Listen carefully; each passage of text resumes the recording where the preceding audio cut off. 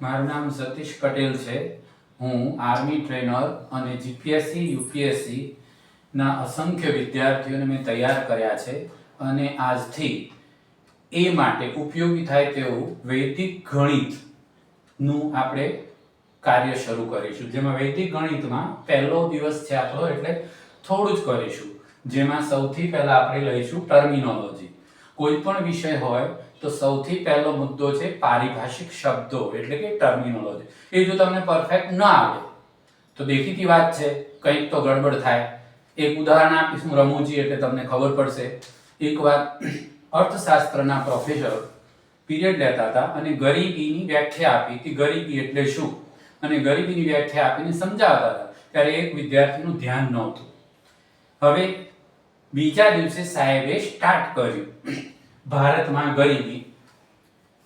એ વખતે સાહેબ સમજાવતા હતા કે ભારતમાં ગરીબી વધી રહી છે.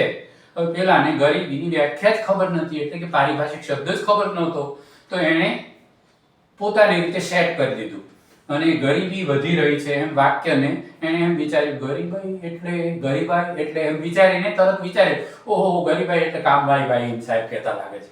અને તરત જ એના મનમાં વિચાર આવ્યો કે ખરેખર સાહેબ કે છે સાચું છે, અમારા ઘરે જે કામવાળી બાઈ આવતી હતી ને એ પણ હવે આમ જાડી થઈ ગઈ છે, એટલે ધીરે ધીરે ગરીબાઈ વધે છે. વાત સાચી. તો સમજી ગયા પારિભાષિક શબ્દનો અર્થ શું થાય? પારિભાષિક શબ્દ જો એક નાની અમથી પણ સમજૂતી વગર અટવાઈ ગયો તો આખું ચેપ્ટર તમારું નકામું જશે. વૈદિક ગણિત અને ઝડપી ગણતરીની જ્યાં સુધી વાત છે ત્યાં સુધી ઝડપી ગણતરી માટે તમારે શરૂઆત કરવી પડશે આ બે ટર્મિનોલોજીથી. તો પહેલો પારિભાષિક શબ્દ છે નિખિલમ, અને તમારે વારંવાર બોલવાનું છે જ્યાં સુધી આવડે નહીં ત્યાં. નિખિલમ, બરાબર? પહેલો શબ્દ છે નિખિલમ. બીજો શબ્દ છે ઉપચય. ઉપચય બીજો શબ્દ. હવે આપણે આની વ્યાખ્યા આપીશું. નિખિલમ એટલે શું? તો નિખિલમ એટલે હું બે ભાષામાં બોલીશ, ઇંગ્લિશમાં પણ બોલીશ, એટલે થોડું તમને આઈડિયા આવે. Less than power of 10 is known as a nikhilam, એટલે કે 10 ની ઘાતમાં ખૂટતી રકમ એટલે નિખિલમ. ફરીથી 10 ની ઘાતમાં ખૂટતી રકમ એટલે નિખિલમ. હવે અહીંયા ઉદાહરણ લઈએ. 10 ની ઘાતમાં એટલે 10 ની 1 ઘાત બરાબર શું થાય? 10. તો હવે નિખિલમની વાત કરીએ છીએ તો 10 ની 1 ઘાત બરાબર 10, અને હું અહીં લખું છું 8, તો 8 નો નિખિલમ થશે 2, કારણ કે 10 માં કેટલા ખૂટે છે? 2. તો 10 ની ઘાતના સંદર્ભમાં આપણે આ બોલવાનું છે. હવે હું અહીંયા 6 લખું તો તમારે શું બોલવાનું છે? 4. હવે ધારો કે અહીંયા 8 9 લખીએ આપણે તો 1. આમ આ 10 ની 1 ઘાતની વાત થઈ. હવે એ જ રીતે 10 ની 2 ઘાત, તો 10 ની 2 ઘાત એટલે 100. તો અહીંયા 100 માં ખૂટતી રકમ એવો અર્થ થયો. 94 લખ્યા છે તો તમારે શું બોલવાના? 6. 97 તો 3, 98 તો 2, વગેરે. હવે 10 ની 3 ઘાતની ચર્ચા કરીશું. 10 ની 3 ઘાત એટલે શું? તો કે 1000. 1000 માં ખૂટતી રકમ એમ બોલવાનું. તો 994 તો 6, 993 તો 7, વગેરે વગેરે. ક્લિયર થયું? ફરીથી એકવાર યાદ કરી લઈએ. 10 ની ઘાતમાં ખૂટતી રકમ એટલે નિખિલમ. ક્લિયર? હવે હું નિખિલમને મારી રીતે, એટલે બીજી કોઈ બુકમાં છે કે નહીં મને નહીં ખબર, પણ મારી રીતે હું નિખિલમનો સંકેત આપું છું. n એટલે કે આવી રીતના. n તો આપણે નેચરલ નંબર માટે યુઝ કરીએ છીએ, પણ હું નીચે ડાઉન લખીશ. તો n ડાઉન એટલે કે નિખિલમ. આવો અર્થ થયો. હવે આપણે મોટી સંખ્યાનો નિખિલમ કેવી રીતે શોધવો એ સમજીશું. તો મોટી સંખ્યાના નિખિલમ માટેની રીત ધ્યાનથી સાંભળજો. બહુ મોટી સંખ્યા જે વાંચતાય કદાચ ના આવડતી હોય તો આપણે નિખિલમ શોધવો છે. દાખલા તરીકે 9 4 6 8 3 2 1 7 આનો નિખિલમ. હવે તમને વાંચતા આવડે 9 લાખ 94 લાખ ખબર નહીં શું, તો એ આપણે એનું નિખિલમ કરીશું. તો એની શોર્ટકટ મેથડથી નિખિલમ શોધવાની રીત બતાવું છું. તો યાદ રાખજો એ નિયમ. છેલ્લો આંક મેં નિશાની કરી છે, એ સિવાયના બધા આંકને 9 કરવાના અને છેલ્લાને 10 કરવાના. આને પ્રશ્ન કરો તને 9 કરવા હું શું કરું? તો જવાબ આપ્યો એને શું? 0. આને 9 કરવા શું કરું? તો જવાબ આપ્યો 5. આને 9 કરવા એટલે કે 3, બધા 9 કરવાના છે. આને 1, આને 9 કરવા 6, આને 9 કરવા 7, આને 9 કરવા 8 અને છેલ્લા શું કરવાનું છે 10, તો અહીંયા 3. તો આ સંખ્યાનો નિકલમ આ થયો. હવે આપણે શોર્ટમાં શું યાદ રાખવાનું હતું? જો આ બધાને તમે ટોટલ કરો ને ઉપર નીચે તો 10 આવશે, આનું ટોટલ કરો તો 100 આવશે, આનું ટોટલ કરો તો એકડા પાછળ મીંડા. તો એકની પાછળ 0 0 થાય એ બે સરવાળા જે થયા એ એકબીજાના નિખિલ થયા. ક્લિયર છે? એકબીજાના નિખિલ થયા. દાખલા તરીકે 64 બોલું છું તો સરવાળો મારે 100 કરવા માટે શું ખૂટે? તો કે 36. તો 64 નો નિખિલ 36 થયો અને 36 નો નિખિલમ 64 થયો, કારણ કે સરવાળો એનો 100 થાય. અહીં આપણે નિખિલમ ક્લિયર થયું. હવે બીજો પારિભાષિક શબ્દ એટલે કે બીજી ટર્મિનોલોજીમાં શબ્દ છે ઉપચય. પેલામાં આપણે એમ બોલ્યા હતા કે 10 ની ઘાતમાં ખૂટતી રકમ એટલે નિખિલમ. હવે આમાં બોલીશું 10 ની ઘાતમાં ખૂટતી અંડરલાઈન કરીશું, ચેપડો મારી દો. વધતી રકમ, 10 ની ઘાતમાં વધતી રકમ એટલે ઉપચય. ક્લિયર? તો હવે જુઓ, દાખલા તરીકે 10 ની 1 ઘાત બરાબર 10. હવે અહીંયા 10 થી વધારે આંકડો લેવાનો છે. 11 લખ્યા એટલે 1, 13 લખ્યા એટલે 3, 14 લખ્યા તો 4 વગેરે વગેરે. તો 10 ની ઘાતમાં વધતી રકમ એટલે ઉપચય. Greater than power of 10 is known as a ઉપચય. ક્લિયર? હવે 10 ની 2 ઘાત લઈએ છે તો શું થશે? 100. 100 ના સંદર્ભમાં અહીંયા બોલવાનું છે 103 તો જવાબ 3, 108 તો જવાબ 8, 112 તો જવાબ 12. હવે 10 ની 3 ઘાત એટલે કે 1000, 1007 તો જવાબ 7, 1113 તો જવાબ 113. અહીં આગળ મોટા ભાગના છોકરાઓ ભૂલ કરે છે. વિદ્યાર્થીઓ અહીંયા શું ભૂલ કરે ખબર છે? 13 બોલશે કાં તો 3 બોલશે, 100 રહી ગયા. ઇતિહાસ ખાસ ધ્યાન આપો કે એકડા પછીના બધા આંકડા જે પણ છે તે બધા ઉપચયનો ઉપયોગ કરે છે. હા, પહેલા આપણે શોર્ટકટ બતાવી હતી નિખિલમમાં કે મોટી સંખ્યાનો નિખિલમ આવી રીતે શોધાય. અહીં એવી કોઈ શોર્ટકટની જરૂર જ નથી, કારણ કે આ એકડો કેન્સલ કરી નાખો કે જે જવાબ આવ્યો એ જ તમારો ઉપચય છે. તો અહીંયા ખબર પડી ગઈ આપણને કે ઉપચય શું છે. આ કેન્સલ કરો અથવા એકડો જ કેન્સલ કરો ચાલશે. તો જવાબ શું થયો? 007 એટલે કે 7 જ. હવે એ સંદર્ભથી તમારે જવાબ આવવો જોઈએ. તો નિખિલમ અને ઉપચય આ બે પારિભાષિક શબ્દોથી આપણે વૈદિક ગણિતની શરૂઆત કરવાની છે અને આ બહુ જ મહત્વના શબ્દો છે, ધ્યાન આપજો. હવે આનો સંકેત આપણે લખ્યો હતો n અને નીચે ડાઉન, અને આનો સંકેત છે ઉપચય એટલે u, અને હું અપ લખીશ પણ જરૂરી નથી અહીંયા, કારણ કે ઉપચયને આપણે સાંકેતિક ભાષામાં u કીધો તો બીજો કોઈ લોકો યુઝ નથી કરતા u નો, એટલે આપણે કઈ વાંધો નહીં આવે તો ચાલશે. તો અહીં આ બે શબ્દોના આધારે કામ કરીશું. હવે વૈદિક ગણિતની શરૂઆત આજથી 125 વર્ષ પહેલા સ્વામી ભારતી રામકૃષ્ણ તીર્થ જે દક્ષિણ ભારતના હતા એમણે કરી, અને એ વખતના જમાનામાં પાટી પેન તો હતા નહીં કે આવી કોઈ નોટ પેન કે કંઈ હતું નહીં, તો કેળના પત્તા ઉપર એ લખીને પોતાને જે કંઈ યાદ આવે અચાનક એ લખીને ત્યાં તૈયારી કરતા હતા, અને પોતાની રીતે જ્યારે અચાનક કોઈ યાદ આવ્યો પોઈન્ટ તો લખી લીધો, અને એ કેળના પત્તાનું પુસ્તક થયું અને ધીરે ધીરે આજે વિશ્વની અંદર એ નામાંકિત થયા. દુઃખની વાત તો એ છે કે સૌથી પહેલા એ યુરોપમાં વંચાય અને ત્યાર પછી અમેરિકા વગેરે દેશોમાં ગયું અને છેલ્લી ઘડીએ ભારતમાં આવ્યું. મેં 2010માં પહેલીવાર આ પુસ્તક લખ્યું, ત્યાર પછી 2011માં સ્ટાર્ટિંગ થયું અને 4 ભાગમાં વૈદિક ગણિતનું એ પુસ્તક લખવાનું નક્કી થયું હતું અને એ પ્રમાણે મેં લખ્યું. હવે આપણે આ બે શબ્દોનો ઉપયોગ કરીને વૈદિક ગણિત મારફતે કઈ કઈ પ્રક્રિયા કરી શકીએ. તો સૌથી અગત્યનો પોઈન્ટ છે નંબર 1 ગુણાકાર એટલે કે મલ્ટીપલ. ગુણાકાર કરી શકો. ઘણા લોકો ગુણાકાર માટે ટેબલની જરૂરિયાત કહે છે, નો ડાઉટ ટેબલ તો બહુ મહત્વના છે. મારા ત્યાં કોઈ પણ આવે તો હું એને મારા કેટલાક પોઈન્ટ બતાવું છું, 12 પોઈન્ટ છે કે આટલું તો મિનિમમ તમને આવડવું જોઈએ, એ આવડે પછી જ આપણે ક્લાસ શરૂ કરીશું, આવો વિચારીને હું કહું છું. અહીં આગળ પણ મારે એ તો કહેવું જ છે કે તમને થોડીક સંખ્યાના વર્ગ, વર્ગમૂળ, ઘન, ઘનમૂળ એટલું તો આવડવું જ જોઈએ, તો ઝડપથી કામ થઈ શકે. જો કે અહીં નહીં આવડે તો એ ચાલશે, ઝડપ થોડી ઓછી આવશે. તો પહેલો પોઈન્ટ આપણો આવશે મલ્ટીપ્લાય એટલે કે ગુણાકાર. આપણો નિયમ નંબર 1 આપીશું.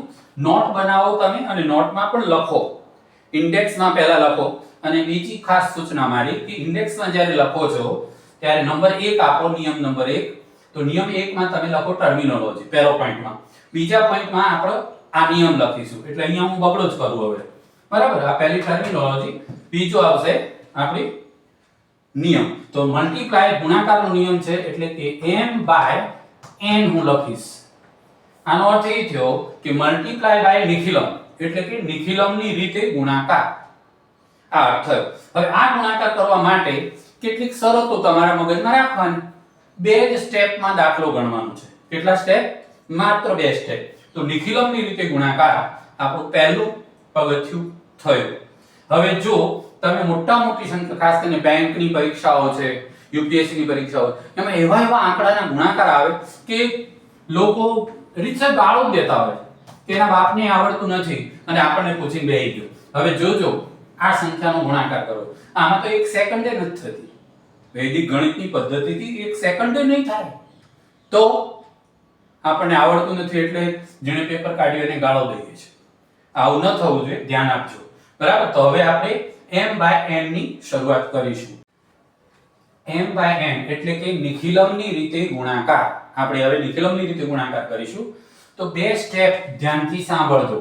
S1 અને S2 એવા નામથી હું એને ઓળખાવીશ. S1 એટલે સ્ટેપ 1. પહેલા અંગ્રેજી બોલું છું પછી ગુજરાતી કરીશ. Find the nichilum and multiply it. દાખલા તરીકે 8 × 9 બધાને મોઢે આવડે છે. 8 × 9 72 થાય. આપણે 72 નિખિલમની રીતે લાવવાના છે. 72 નિખિલમની રીતે લાવવાના. Find the nichilum and multiply it એટલે કે નિખિલમ શોધો અને ગુણાકાર કરો. એ પહેલું સ્ટેપ છે. તો આનો નિખિલમ શું થાય? 2. આનો નિખિલમ શું થાય? 1. તો એ બેનો ગુણાકાર 2 × 1 બરાબર 2. બરાબર. પહેલું સ્ટેપ પૂરું. ક્લિયર છે બધાને? હવે બીજું સ્ટેપ ધ્યાનથી સાંભળજો. બીજું સ્ટેપ, પ્રથમ સંખ્યાનો નિખિલ એટલે કે 8 છે એનો નિખિલ શું થાય છે? 2. પ્રથમ સંખ્યાનો નિખિલ બીજી સંખ્યામાંથી બાદ કરો એટલે કે 9 માંથી 2 બાદ કરો. એ જે આવે તે. અથવા હું બોલું છું એટલે ધ્યાન આપો. બેમાંથી એક જ કામ કરવાનું, જે તમને સહેલું લાગે એ કરીશું. અથવા બોલું છું. પહેલા આપણે બોલ્યા બીજી સંખ્યાનો નિખિલ પહેલી સંખ્યામાંથી બાદ કરો. હવે પહેલી સંખ્યાનો નિખિલ બીજીમાંથી બાદ કરો. હવે આપણે બોલીશું બીજી સંખ્યાનો નિખિલ. આ બીજી સંખ્યા છે જો 9, એનો નિખિલ શું છે? 1. પહેલી સંખ્યામાંથી બાદ કરો એટલે કે 8 માંથી 1 બાદ કરો. જવાબ શું આવવો જોઈએ? 7 જ. અથવા છે. હવે મને આ સહેલું લાગ્યું તો હું આ કરીશ. જ્યારે બહુ મોટા દાખલા કરશો ને ત્યારે તમને એક જ પદ એવું લાગશે કે આ મને બહુ જલ્દી આવડે, તો આપણે એનો ઉપયોગ કરીશું. તો આ 7. હવે એ બેને આપણે લખીશું. તો પહેલા આ લખવાનું છે એટલે કે બગડો, અને પછી આ લખવાનું છે એટલે કે 7. થઈ ગયું. ધીરે ધીરે તમે આ લખવાની ટેવ પણ છોડી દેવાની છે. શરૂઆતમાં લખવાનું. હવે બીજો એક આંકડો લઉં છું, ધ્યાનથી સાંભળજો. 6 × 8 મોઢે તો બધાને ખબર છે ને, 6 × 8 = 48 થાય. હવે આપણે S1 ને S2 લખ્યા વગર કરીશું. આનો 4 અને આનો 2. હવે ધ્યાનથી સાંભળો. આ બેમાંથી બાદબાકી કરવાની છે અને આ બેનો ગુણાકાર કરવાનો છે. તો પહેલું પદ ગુણાકાર. 4 × 2 = 8 લખાઈ ગયું. હવે આમાંથી આ બાદ, આ મને નથી આવડતું. જો 8 - 4 નથી આવડતું. 8 માંથી 4 બાદ કરતા નથી આવડતું. અઘરું લાગ્યું. તો હું શું કરીશ? 6 માંથી 2 બાદ કરીશ. 6 માંથી 2 જાય તો 8. હવે આ જે પોઈન્ટ હતો એને હું એમ બોલીશ ટુ ધ બેઝ 10 એટલે કે 10 ની ઘાત. અહીં 10 ના સંદર્ભમાં આપણે લખ્યું. હવે એ જ પોઈન્ટ નંબર 2 આપીશું તો ટુ ધ બેઝ શું થશે? 100. તો ટુ ધ બેઝ 100 માં આપણે અહીં 100 નો પાયો બધામાં લેવાનો. સમજ પડે છે? હા, સમજ ન પડતી હોય તોય કોમેન્ટમાં ખાસ જણાવજો. એક આને શેર કરો, બરાબર છે? સબસ્ક્રાઇબ કરજો અને કોમેન્ટ પણ કરજો. ખાસ કોમેન્ટ કરશો તો જ મને ખબર પડશે કે કોને શું આવ્યું કોને ન આવ્યું. અને સબસ્ક્રાઇબ અને લાઈક તો ચોક્કસ કરો, કારણ કે એ કરશો તો જ મને થોડીક પ્રોત્સાહન મળશે અને પ્રોત્સાહનથી કદાચ આગળ વધારે સારું કરવાનું મન આવે. હવે ટુ ધ બેઝ 100 આપણે લઈએ છીએ, તો ટુ ધ બેઝ 100 માં શું આવશે? 100 ના સંદર્ભમાં. દાખલા તરીકે 98 ગુણ્યા 94. તો અહીં આગળ 2 અને અહીં કેટલા થાય? 6. 98 નું નિખિલ થાય 2, 94 નું નિખિલ થાય 6. S1 શું કહેતું હતું કે બે સંખ્યાઓ જે નિખિલ છે તેનો ગુણાકાર કરો, એટલે કે 2 ગુણ્યા 6 બરાબર 12. હવે ધ્યાનથી સાંભળજો, ટુ ધ બેઝ 100 હોય તો બે આંકડા જોઈએ ને જોઈએ જ, એટલે કે 12 આવ્યા એટલે બે આંકડા આવી ગયા તો કઈ વાંધો નથી, આપણા જવાબમાં 12 લખી દીધા મેં. હવે આમાંથી આ બાદ કરો ને આમાંથી આ બાદ કરો, S2, તો આપણને આ સહેલું લાગ્યું ને. તો 94 - 2 that is 92. તો અહીં જવાબ આવ્યો 92 બાદ. જો અહીં બે આંકડા હતા એટલે બે. હવે હું એક એવું લઈશ કે જેમાં એક જ આંકડો હોય. અહીં બે આંકડા છે પણ એક આંકડો જવાબમાં આવતો હોય. દાખલા તરીકે 99 ગુણ્યા 97. તો અહીંયા કેટલા ખૂટે છે? 1. અહીંયા 3. તો S1 તમારું શું થશે? S1 1 ગુણ્યા 3 બરાબર 0.3. બે આંકડા જોઈએ એટલે ક્લિયર. તો આ 0.3 લખાઈ ગયું. હવે આપણે આ 3 બાદ કરીશું અથવા આ 1 બાદ કરીશું. તો કયું સહેલું લાગ્યું? એકડા વાળો. તો 96, આનો જવાબ આવી ગયો. 97 - 1 કરીશ એટલે S2 97 - 1 બરાબર 96. તો જવાબ થયો 9603. ક્લિયર. હવે અહીં આપણે એવું વિચાર્યું કે બે આંકડા હતા તો બે જ લખ્યા, અહીં એક આંકડો હતો તો 0 લખ્યો. હવે તમારા મનમાં પ્રશ્ન થવો જોઈએ કે ત્રણ આંકડા આવે સાહેબ શું? તો ત્રણ આંકડા આવે તો એક આંકડો વધીમાં જશે, એટલે કે કેરી કરવાની, કેરી ફોરવર્ડ કરીશું. હવે આપણે ત્રણ આંકડા વાળું લઈએ.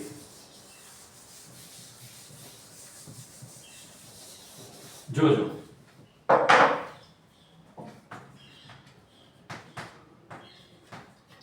આનો ગુણાકાર કરવો છે. અહીં કેટલા નિખિલમ? 12 અને અહીં 11. S1 બરાબર 11 ગુણ્યા 12 કરવાના છે. હવે આ અત્યારે તમને મોઢે નથી આવડતું એટલે તમારી રીતે કરીશું, પણ જ્યારે ઉપચાય શીખશો ને એટલે મોઢે આવડશે. તો 11 12 132 થાય છે, જેમાંથી 32 જ લખીશું. તો અહીંયા આગળ 32 લખ્યા, 1 કેરીમાં જશે. બરાબર. હવે S2 આ 11 આમાંથી બાદ કરો અથવા 12 આમાંથી બાદ કરો, બંને આમ તો કંઈ અઘરા નથી, જેવા છે એવા છે. એટલે આપણે 88 - 11 કરીશું અને પ્લસ 1 કરીશું, જે કેરી છે. હું અહીં કેરીને કેવી રીતે લખી જુઓ, રાઉન્ડ અપ કર્યું તો આ બેની બાદબાકી થાય 77 વત્તા 1 એટલે કે 78. તો જવાબ થયો 78 32. ક્લિયર. હવે ત્રીજો મુદ્દો આપણે, એટલે આ બીજો નહીં ત્રીજો કયો? પહેલા to the base 10, to the base 100. હવે ટુ ધ બેઝ એટલે કે 1000 ના પાયે. હું ત્રણ આંકડા સુધી જ બતાવીશ, 10 100 અને 1000 લેવલ પર જઈશું, પછી આગળ લાખ સુધી પણ તમે કરી શકો છો અને કરીશું, પણ અત્યારે આપણે 3 સુધી જોઈએ છીએ. હવે 1000 નો પાયો મતલબ શું થયો કે 1000 ની નજીક હોય તેવી બે સંખ્યાનો ગુણાકાર કરવાનો છે. 998 * 986 આનો ગુણાકાર કરો, 998 અને 986 નો. તો S1 બરાબર આનો નિખિલમ પહેલા લખો 2, આનો નિખિલમ લખો 14. ખબર પડે છે ને બધાને? હવે આ બેનો ગુણાકાર છે એટલે કે 2 ગુણ્યા 14 કેટલા થશે? 28. પણ આ ત્રણ આંકડાની સંખ્યા છે એટલે મને ત્રણ આંકડા જોઈએ, માટે 028. ક્લિયર. આગળ સમજાવી દીધું છે કે જે આંકડા હોય એ પ્રમાણે ત્યાં જોઈશે આંકડો, નહીતર એક કેરીમાં જશે, નહીતર એક 0 આવશે. તો આ થઈ ગયું. હવે આ પદ અને આ પદની બાદબાકી કરવાની. તો આ તો મને નથી આવડતું, 14 બાદ કરતા નથી આવડતું સાહેબ, તો મારે આ કરવાનું છે. ખબર પડી ગઈ? S2 બરાબર 986 - 2 એટલે કે 984. તો જવાબ થયો 984 028. ક્લિયર. હવે અહીં કોઈ પણ આંકડો આવે આપણને કંઈ લેવા દેવા નથી. પાયો 1000 હોવો જોઈએ. જો બીજો એક દાખલો લઉં છું, પાયો 1000 જ હશે. એમાં થોડો મોટો આંકડો લઈએ તફાવતમાં, બરાબર. દાખલા તરીકે 888 ગુણ્યા 998. જો બેંકની પરીક્ષામાં આવા જ દાખલા પૂછાય છે અને આવડતા નથી લોકોને, એનું કારણ આ જ છે. આ એકવાર સમજી લો તો આવડશે. આનું શું થશે? 9 9 10 કરવાના છે, એટલે કે 1 1 2 થઈ ગયું. આને તો 9 9 ખબર પડે જ છે, એટલે અહીંયા સીધો 2. હવે આ બે નો ગુણાકાર કરવો છે મારે, એટલે કે 112 ગુણ્યા 2 બરાબર 224. તો અહીં મારે ત્રણ આંકડા જ છે ને, જરૂર નથી ને 0 કે વધી કરવાની, તો લખાઈ ગયું 224. હવે આ બાદબાકી આવડે એવી છે તો કે ના, તો હું શું કરીશ? આ કરીશ 888 -2 એટલે કે 886. ખબર પડી ગઈ? 886. તો આમ આપણો જવાબ થયો 886 224. જો હું અહીંયા 8,88,000 એવો કોઈ શબ્દ નહીં વાપરું, ધ્યાનથી સાંભળજો. કારણ કે એ બોલવા કરતા, એ બોલવામાં ટાઈમ પાસ કરવો એના કરતા આપણે આવી રીતે જ બોલીશું. આપણે જે ત્યાં બનાવીને લખ્યું તે કે 886 224 જવાબ આવી ગયો. તો આ જવાબ થઈ ગયો. અહીં આપણે નિખિલમ પાર્ટ 1 પૂરો કરીએ છીએ. હવે આવતામાં આપણે ઉપચય પાર્ટ 2 લઈશું, જે મોટી સંખ્યાનો ગુણાકાર કરે છે, એટલે કે 10 કરતા મોટી. એ આપણે શીખીશું. હવે ફરી યાદ અપાવી દઉં કે લાઈક કરજો, સબસ્ક્રાઇબ કરજો અને મિત્રોને શેર કરજો. એવું કહેવાય છે કે વિદ્યા બીજાને આપવાથી વધે છે. એટલે તમે જો સબસ્ક્રાઇબ કર્યું હશે તો વાંધો નથી, પણ શેર કર્યું હશે તો તમારામાં એક્સ્ટ્રા જ્ઞાન આવશે, વધારાનું કંઈક આવશે જે તમને ભવિષ્ય માટે ફાયદાકારક થશે. મારા લગભગ 30-40 વર્ષ જૂના વિદ્યાર્થીઓએ પણ આની માંગ કરી હતી અને આજે આ જમાનો છે એ પ્રમાણે 10 વર્ષથી છોકરાઓ માથું ખાતા હતા કે સાહેબ આ કરો આ કરો. એટલે આજે મેં વિચાર કર્યો કે ચલો કરીએ. હા, હવે કર્યા પછી આજે તમને ખાસ મારે એ પણ કહેવું છે કે કોમેન્ટમાં ખાસ લખજો કંઈ સુધારો કરવો હોય તો. કારણ કે અત્યારે મારી જોડે એવા કોઈ સાધનો નથી કે જેથી કરીને આને પરફેક્ટ આપણે બતાવી શકીએ. એટલે જો ધીરે ધીરે એ પણ સુધારો આપણે કરતા જઈશું. તમે લખજો, દાખલા તરીકે તમને પ્રકાશ વધારે આવે છે અથવા તો આમ છે તેમ છે, જે બી હોય મને ખોટું લાગતું નથી એ પણ કહી દો, બરાબર. અને તમે એકવાર કહેશો તો મને એ પ્રમાણે સુધારવાનું મન થશે તો હું ચોક્કસ સુધારીશ. જય શ્રી રામ.